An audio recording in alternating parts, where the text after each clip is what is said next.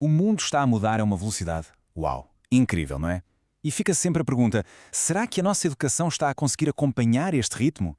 Pois bem, é precisamente por isso que hoje vamos mergulhar num modelo educativo completamente novo pensado para esta realidade, a chamada pedagogia da mutabilidade. E olhem, para começar, acho que nada define melhor o nosso desafio do que esta citação do filósofo Edgar Morin. A ideia de que já não basta acumular factos, de saber muitas coisas soltas, isso sinceramente acabou. O que realmente importa agora é saber ligar os pontos, é conseguir ver a imagem completa. Ok, para percebermos bem esta proposta, vamos seguir um caminho simples. Primeiro, olhamos para o mundo à nossa volta. Depois, apresentamos esta tal de pedagogia da mutabilidade. Vemos de onde vêm as suas ideias, os seus pilares filosóficos, claro. E depois, vamos à parte prática, os desafios e as soluções.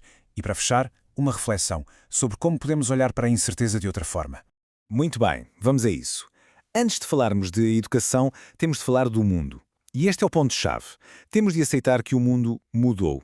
E não foi uma mudança pequena, foi uma transformação profunda. Durante muito tempo, usámos uma sigla para descrever o mundo. VUCA. Volátil, incerto, complexo e ambíguo. Era uma boa descrição para a altura, mas parece que já não chega. Agora, muitos especialistas dizem que entramos no mundo bunny. E o que é que isto quer dizer? Bem, B de brittle, ou seja, frágil. Os sistemas que pareciam tão sólidos podem partir-se de um momento para o outro. A de ansioso, que gera aquele sentimento de que não controlamos nada. N de não linear, porque já não é fácil perceber a ligação entre uma causa e o seu efeito. E o I de incompreensível. Há coisas que, pura e simplesmente, parecem não fazer sentido. Isto, atenção, não é só trocar uma sigla por outra. É mesmo uma mudança radical na forma como a realidade funciona. Então, perante este mundo bunny, frágil e ansioso, como é que a nossa educação responde? Pois, em demasiados casos, continua a usar um modelo que o Paulo Freire criticou há décadas, a educação bancária. Sabem o que é? É aquela ideia de que o professor é um banco e os alunos são contas vazias onde se vai depositando conhecimento. Depois chega o dia do teste e o aluno tem de levantar esse depósito. O problema? Este modelo foi criado para um mundo que era estável, previsível, um mundo que já não existe. É isto. O problema está aqui, bem à nossa frente. Continuamos a usar estruturas rígidas que preparam os jovens para um mundo que desapareceu. Então a pergunta é óbvia. Qual é a alternativa? O que é que se faz? Como é que se constrói um modelo educativo que sirva para a realidade de hoje? Pois bem, é precisamente para responder a esta questão que surge esta proposta.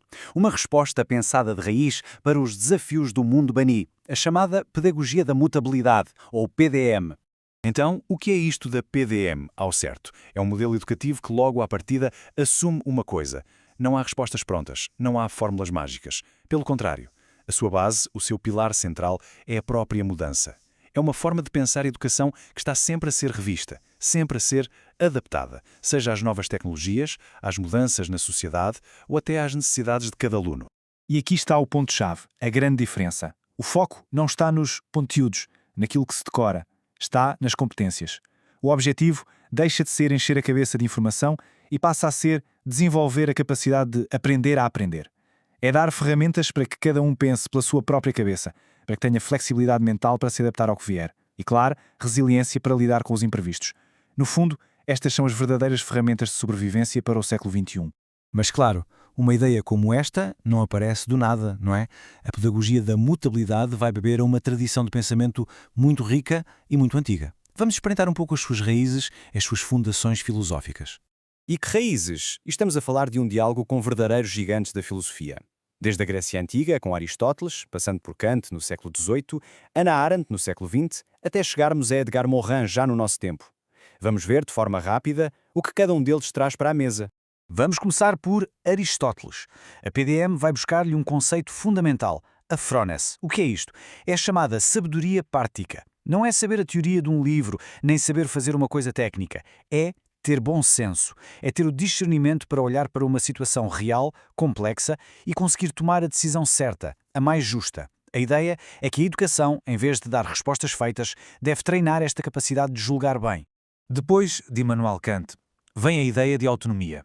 Mas atenção, autonomia para Kant não é fazer o que me apetece. É muito mais profundo. É a capacidade de agir com base em princípios éticos e racionais que nós próprios reconhecemos como certos. O objetivo aqui é formar pessoas que não precisem de um livro de regras para tudo, mas que tenham, digamos, uma bússola moral interna que as guia. Com Hannah Arendt, a conversa ganha outra dimensão, a do julgamento. Para Arendt, a educação não é só para o nosso desenvolvimento pessoal, para sermos melhores profissionais. Não. A educação serve, acima de tudo, para formar cidadãos. Pessoas que sabem pensar o mundo, que sabem olhar para o que se passa à sua volta com um olhar crítico e que sabem agir de forma responsável na vida em comunidade. E fechamos este quarteto com Edgar Morin, que talvez seja uma das inspirações mais diretas da PDM.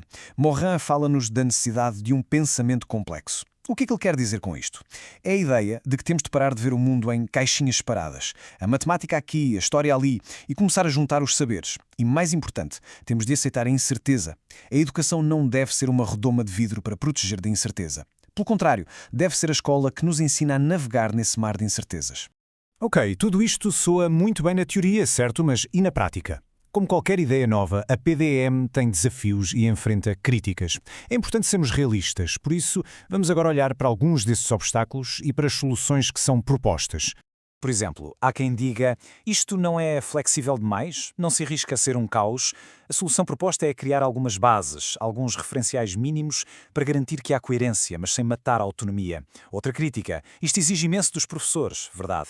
E a resposta tem de ser investir a sério na formação contínua dos professores. E a burocracia das escolas, a rigidez do sistema? Bem, aí é preciso coragem política para criar espaço para experimentar. E por fim, a grande pressão da sociedade por resultados, por notas. A única saída é o diálogo. É preciso explicar às famílias e à comunidade que o objetivo é preparar para a vida, não só para o próximo exame. E tudo isto nos traz ao ponto final. No fundo, a grande proposta da pedagogia da mutabilidade é uma coisa muito simples, mas ao mesmo tempo revolucionária. É uma mudança completa de perspectiva. Traduzindo isto para o dia-a-dia da escola, o que é que a PDM rejeita? Rejeita currículos rígidos de coreba e matérias que não têm nada a ver com a vida real. E o que é que promove? Promove uma aprendizagem com as mãos na massa, através de projetos, de problemas reais, promove uma adaptação constante e, talvez o mais importante, valoriza a integridade e a responsabilidade ao mesmo nível, ou até mais, do que o conhecimento técnico. A mensagem final é, portanto, esta. A educação não pode continuar a ser um monumento de pedra, estático e imutável. Tem de se transformar num processo vivo, quase como um organismo que respira, se adapta e se reinventa todos os dias para conseguir responder a um mundo que não para de mudar. E esta ideia, inspirada em Edgar Morin, diz tudo. A incerteza não é um problema a ser resolvido. A incerteza é o próprio oceano onde temos de aprender. A tarefa da educação não é construir muros para nos proteger das ondas, mas sim construir barcos melhores e ensinar-nos a todos a ser melhores navegadores. E fica esta pergunta no ar, para refletirmos.